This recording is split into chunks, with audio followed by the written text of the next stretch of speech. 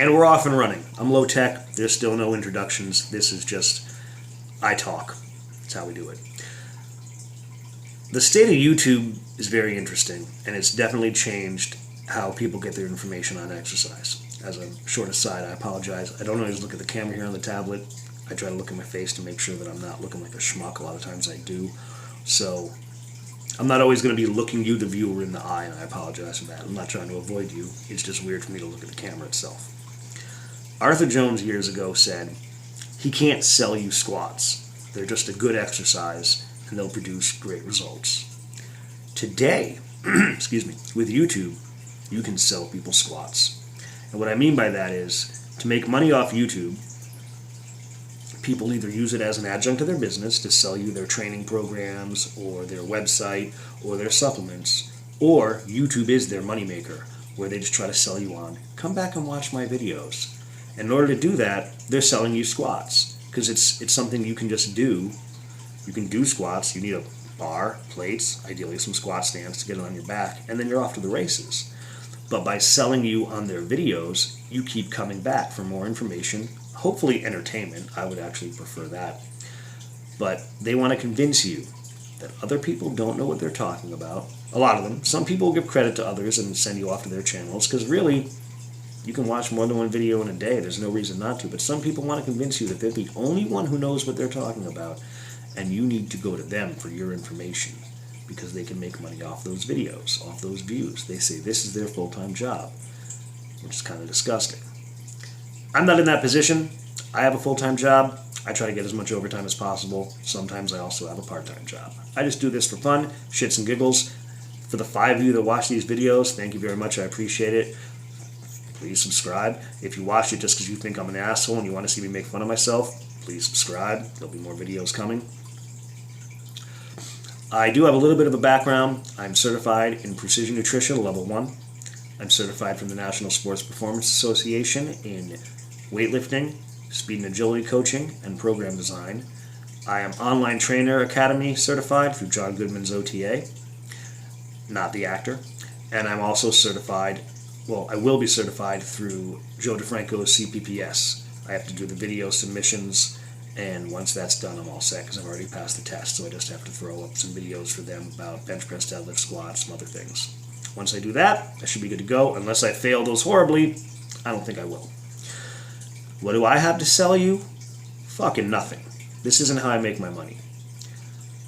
YouTube is interesting, and it's changed things, and here's how. Back in the day, and I'm 38, I'll be 38 soon. Back in the day, in my late teens, early 20s, you had 2 ways to get your information. 2. Magazines, which weren't really great, and I'll explain, and then books. Magazines, you have a ghostwriter usually writing a pro bodybuilder's program, which either he didn't really do or maybe he did. Usually he's on a copious amounts of drugs to make his program work.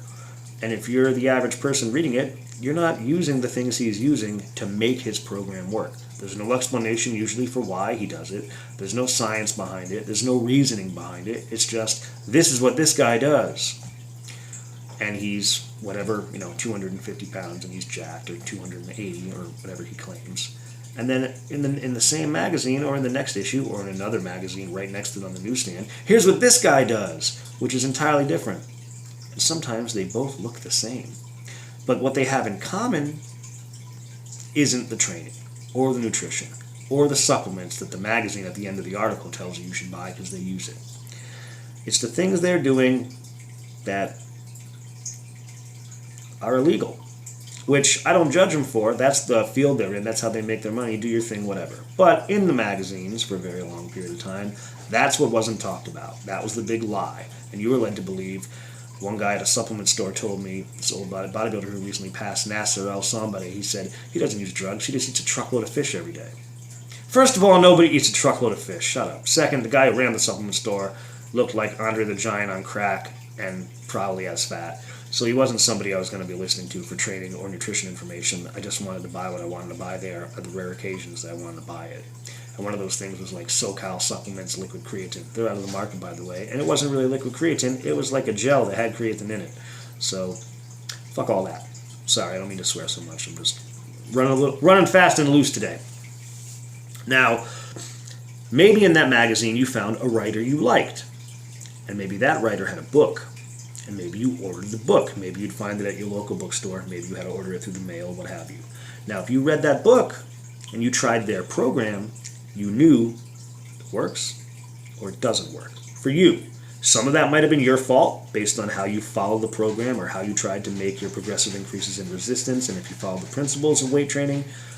Maybe it was just a program that wasn't appropriate. Maybe your sleep schedule didn't allow you to make the results you could have made. Maybe your work schedule didn't allow you to make the results. Maybe you were just too goddamn young and you weren't really ready for that type of program. Maybe you didn't stick with it all the way. Maybe you did. Maybe that program didn't have bench press. Chad Waterbury has written many programs that don't have bench press, and you were like, screw that, I'm throwing in the bench press. Didn't get the results you want. If you hear that noise, it's my dog scratching at the door because I lock her in the other room because she's obnoxious, and I need her out of the way for now. Just keeping things real with you guys. Now, these are the differences today. Ebooks are out there, and people buy them or steal them. It happens. Ask Jim Wendler about 531. Ask Mark Ripperto about starting strength with even the DVD. Like, the shit's out there. But for better or worse, books are available.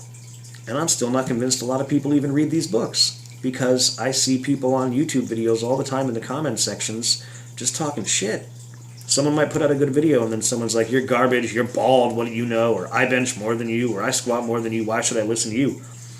Not to me, because I don't put up squat videos, because I'm not stupid, because I know people are going to be telling me how they squat more than me. And plenty of them do, and that's fine. It's not a contest. Believe it or not, it's not a contest. And I'm not claiming to be the world's foremost expert in training and nutrition for anything other than me. I'm the world's foremost training and nutrition expert for me right here, this guy. Not for you, but for me. Might be able to help you, not claiming to be an expert on what you need. I just know what I need to do, and I know what works for me. And how did I get there? Years of trial and error. Not reading one guy's book, not doing some other guy's program, but I have tried training principles, high-intensity training, HIIT, not HIIT, HIT, heavy duty, high-intensity training, one set to failure. Did it for years, loved it, worked pretty good, but didn't get me to the strength levels I'm at now. You've seen videos I have on the page just since December. My bench has gone from 365 last year to 370, 371, 372 and a half, 375, 380. It's a 15-pound increase in 2 months, maybe 3 months, which it took me a very long time to get to the 365. It took me 18 months to go from 340 to 365. I wasn't trying to max out during most of that period of time, so I'll go stretches of time doing normal training and then do some even lower reps and go, these are going really good, let me see what I can put up, and then test my max. So maybe I could have hit it sooner. Point being, the 365 to 380, when I actually attempted it, shot up really quick. My training in the bench press works. For me, I'm not saying it'll work for you. If you have questions, you want to know how I did it, I'll probably do a video on that, or you can find me on Facebook, Instagram, what have you. My name's Seth Spanner, same as in the page here. I'm not trying to hide it under some bullshit business name or not let you know who I actually am. And I'll be glad to answer any questions you have. And unlike some people I've seen on Facebook, I'm not going to tell you that if you have training and nutrition questions, have your Cash App ready. I'm not trying to make your money. I'm not trying to take your money. Ideally, if someone said to me, hey, I want to pay you X amount of money to train me for X period of time, awesome, great. But I have nothing to sell you. Much like Arthur Jones, I can't sell you squats. And I would love for people to subscribe and watch these videos.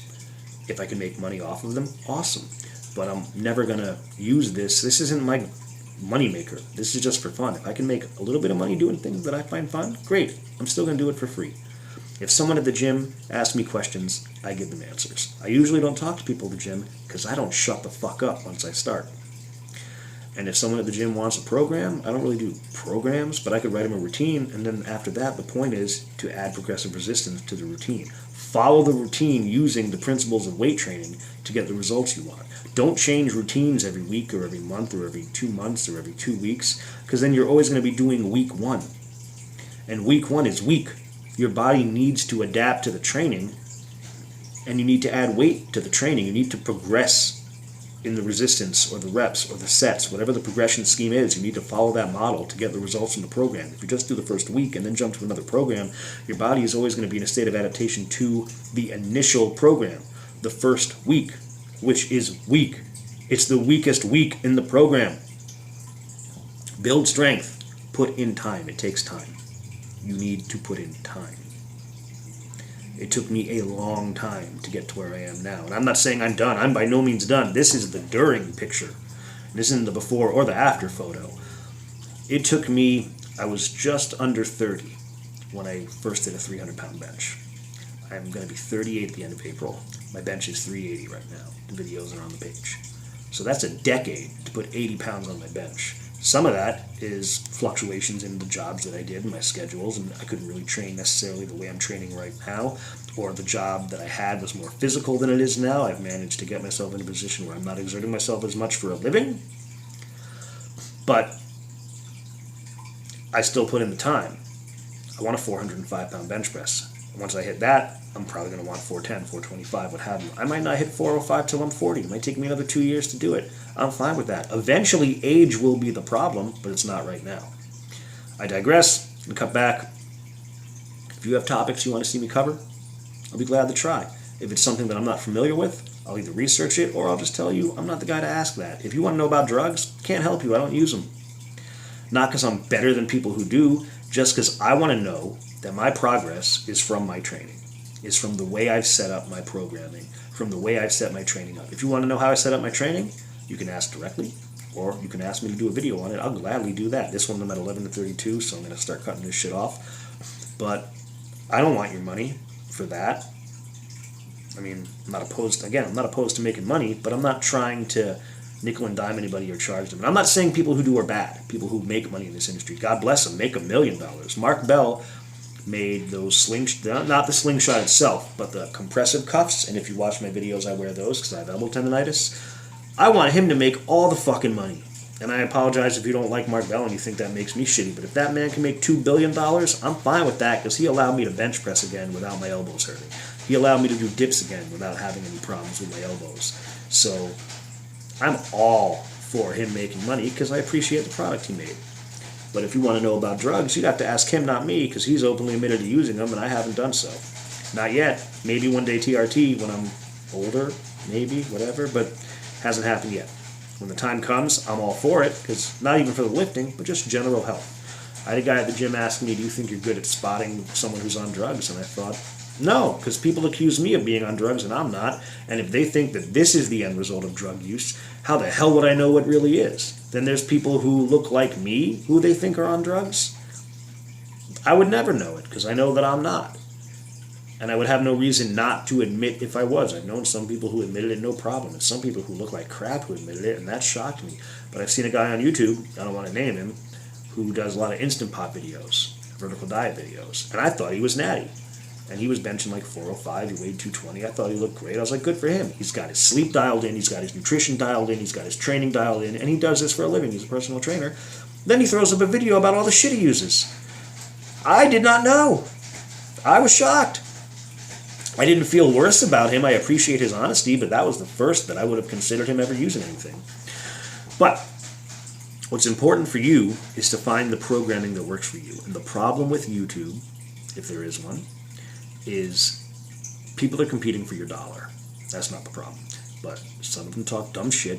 Some of them lie about what they do because they want you to believe that they have the answers. And not as many people read books right now. And you might think, well, I don't want to buy a book because that's $30 or more, especially now, and I'm committing to just one viewpoint.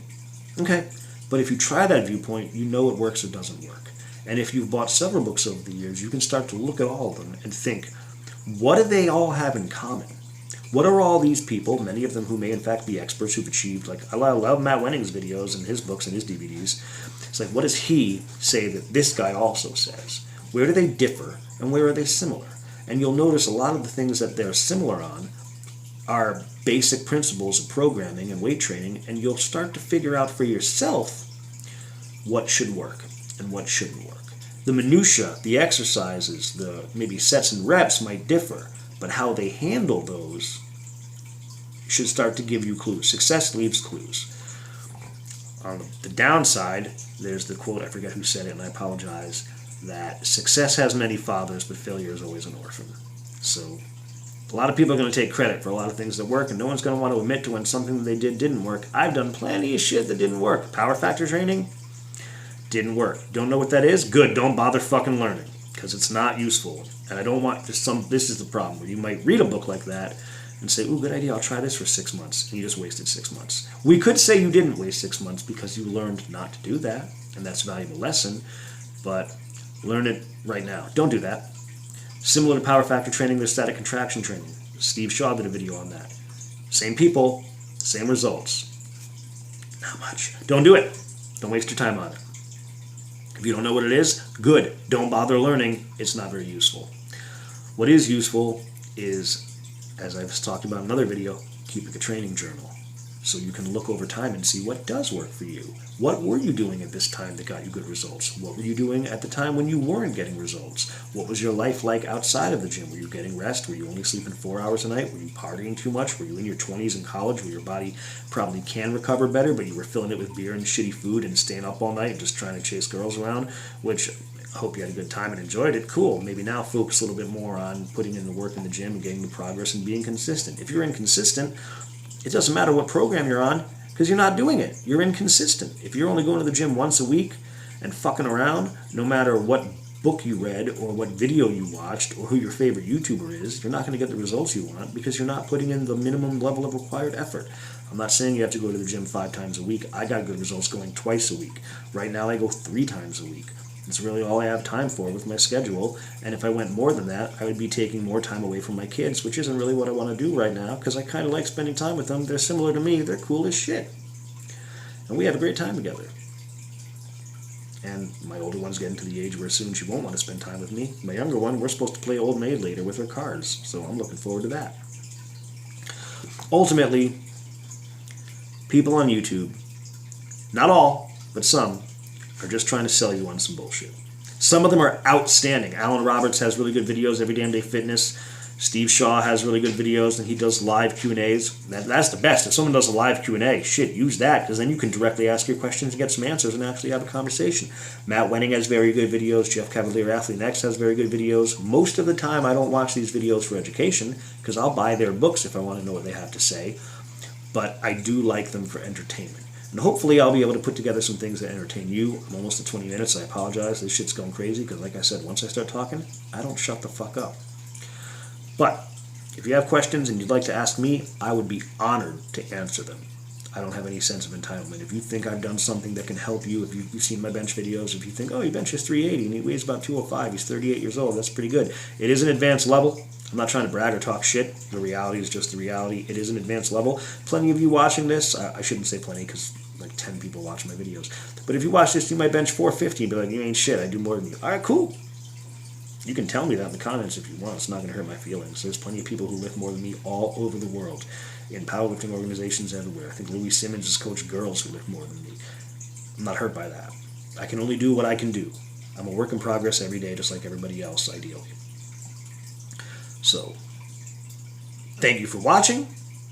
If you made it this far, holy shit, you're a goddamn champ, because I definitely wouldn't have. Like, subscribe, share, tell your friends. If you hate me, tell your friends, because they can make fun of me. Whatever. And hopefully there's something in this video that you can use. And if you didn't find it or thought I started to touch on something and you want me to expand on that, because I know I kind of rambled here, it's not exactly the way I was practicing it while I was doing dishes a little while ago. If you want to see me touch on something more, throw that at me. I'd be glad to do that. I'm looking for things to talk about all the time. I have it pretty good at my job, like I said, where I drive around on a forklift, and throughout the night I'm thinking about this and talking out loud, having this conversation to myself, where hopefully I don't want my boss to think I'm crazy. I might be a little bit crazy, but not the dangerous kind, not the stupid kind. I should have edited that out, but I know I'm not going to. Alright, I'm going to cut it off here because we're closing in on 20 minutes. That's kind of bullshit. So hopefully there's something in here you can use. Anything you saw that you want me to expand on, please let me know. And just don't let anyone sell you squats. Don't. There's no reason to be sold on something that's free.